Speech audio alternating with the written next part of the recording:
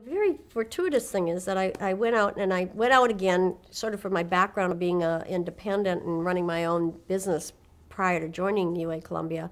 I went back out and got clients, and I had clients that were in agriculture and packaging and packaged goods and variety of things. But one of my clients was home box office. And home box office at that time was being run by Jerry Levin and then Nick Nicholas.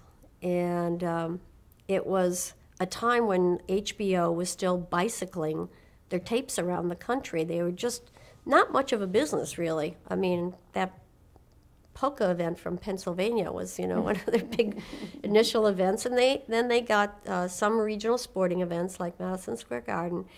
And then they were sending around the Northeast on microwave, but the rest of it they had to just bicycle their tapes around the country.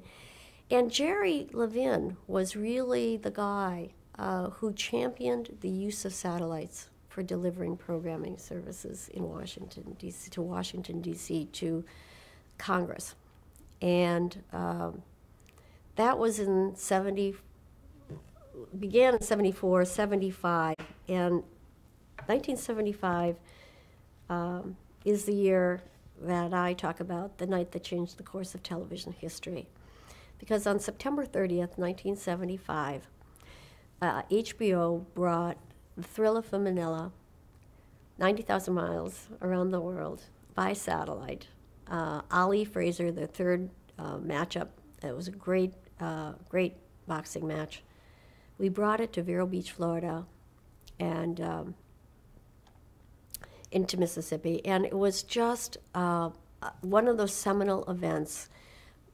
I was running the event for home box office. They were my client, and we had congressmen and senators from Washington, probably about 200 people, and from the local government in Vero Beach, and they saw firsthand the power of being able to bring that live fight from Manila into the homes of cable subscribers and realized what a value it was for commercial purposes.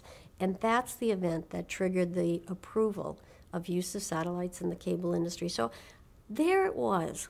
That was the night. And that system happened to be owned by UA Columbia. And Bob was there.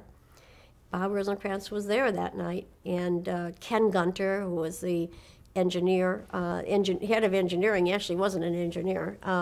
He was one of the instrumental people in really getting satellite technology into the industry. And it was just a night of celebration. And Bob said to me that night, he said, "Kay, this is what you've been waiting for.